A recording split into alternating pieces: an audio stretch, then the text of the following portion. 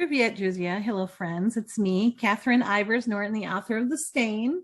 It's December 4th, 2021, and we're going to be taking a look at chapter 18, which is titled Searching for Ghosts. At this point in the story, Cassandra has decided to divorce Sergei, but before she can tell him that, he has disappeared from his hotel room in Istanbul. And they're down there trying to figure out what happened to him. They've made a few stops already, and now they're going to the shipping company to talk to the people there to see what they can find out. So let's pick it up there. The sheet metal clad building appeared run down, and the ships that were there looked rusty and outdated.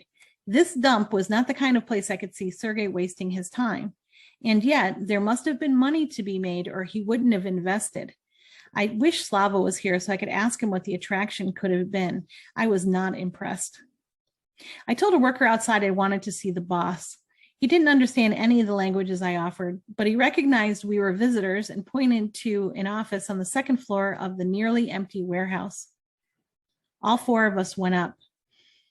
The man sitting at the old metal desk covered in empty takeout food containers seemed nervous. He didn't speak English, Russian, French, or even Spanish, so we hit a language wall. I held up my finger and called Slava. Hi, Slava. Do you speak Turkish? I asked. Yes, a little. I am better with Greek, he replied. Good. This guy can probably speak Greek. I am with the boss of the shipping company. Will you please talk to him and tell me what he says? I asked. I will try, he replied. Thank you, I said, sending a wave of gratitude through space. What a blessing it is to have friends with skills. Please tell him I'm Sergei's wife, and Sergei is missing, and I am mad as hell. That means I own this company, and he works for me. Ask him if he's seen Sergei since Saturday, and try to get him to tell you what the problems were at the company. You can threaten, come down and ask him in person if you have to, or we can have Uvar and Ilya soften him up right now, I said, laughing to myself at the last part, remembering Ilya's boot on the drunk's neck at the nightclub. Violence isn't funny, but we needed to find out what happened to Sergei. Our future depended on it. I handed the phone to the man, who is now sweating. Who wouldn't be with two beefy Russian men, a pissed-off American woman, and a Russian diva would-be baroness crowding the space in a small office. I was sick of Turkey and had been since Sergei bought this crappy company. There was nothing but trouble since the start. Looking around, I wondered what the real deal was. This place wasn't worth the gasoline needed to burn it down. I suspected it wasn't the ships or the company, but the cargo that was important. Sergei kept me out of that end of his business, assuming he'd been doing anything illegal at all. I never had a reason to doubt Sergei until Lena planted the seed in my mind. But once there, it took root. There were no alternative explanations for his secrecy. Sergei was doing something shady here. What else could it be? As the dark-eyed man spoke to Slava, his eyes kept darting nervously to me. I stood like a mountain with my legs slightly apart and my arms crossed. You don't screw with Americans, I thought confidently. Which reminded me, I should probably check in with my own consulate just in case there was any blowback from this. I might be kicking over a hornet's nest, and God only knew what would fly out. I was new at playing the heavy hand, but I needed to do it the best I could. If this guy had answers, I intended to get them. Eventually, he passed the phone back to me, nodding, bowing, and flinching like I was about to hit him. Excellent.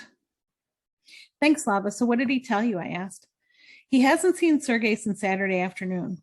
The problem is missing cargo. It sounds like they were transporting something for someone else and a third party stole it. This guy is an idiot. He doesn't know what is going on, he summarized. It does sound like you're doing an excellent job of intimidating him, he added with a touch of pride in his voice. Thank you, I replied. Turning away from the group, I asked, what should I do?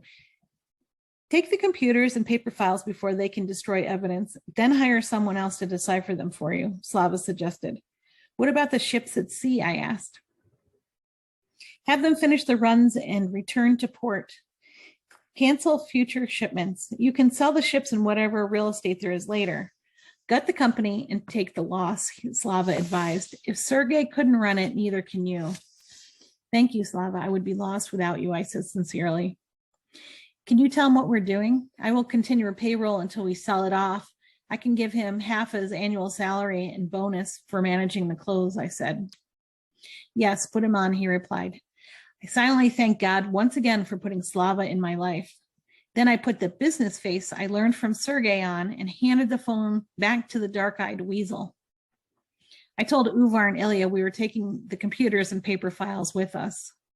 Once the call was over, I stuck out my hand, gave him my best bitch in charge American power smile, and said, Cassandra Davidovna Karpova. There was real power in my name, I realized for the first time. It felt good to say it out loud. I was proud to have Sergei's surname. The feeble man took my offered hand, shook it limply, and identified himself as Akaz Zebek. He made a weak attempt to smile back. This guy had the backbone of a jellyfish. Why did Sergei hire him? Someone like him. Nothing about this made sense. I snapped my fingers and pointed to the computers. Ilya and Uvar immediately started dismantling the computers and packing up the hard drives for decryption at the detective agency. They ended up taking an entire cabinet of paper files, metal cabinet and all, rolling it away on a dolly for transport to the accounting firm to audit and summarize. I imagined Sergei would be proud I learned so much under his tutelage. So where the hell was he?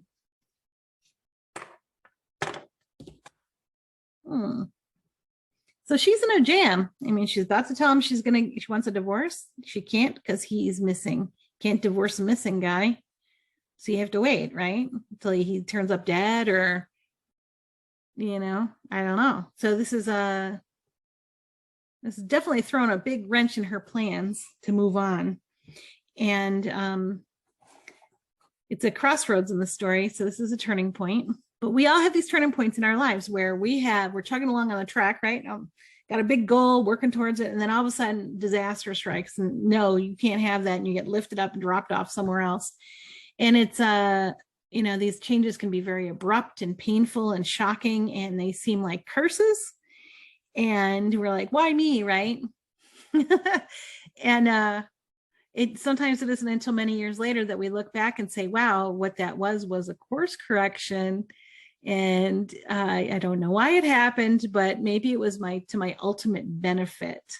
And this may be one of those times for Cassandra. So I just find this fascinating because there's parallel in my life that I'm thinking of that it's not important because we all have this, right?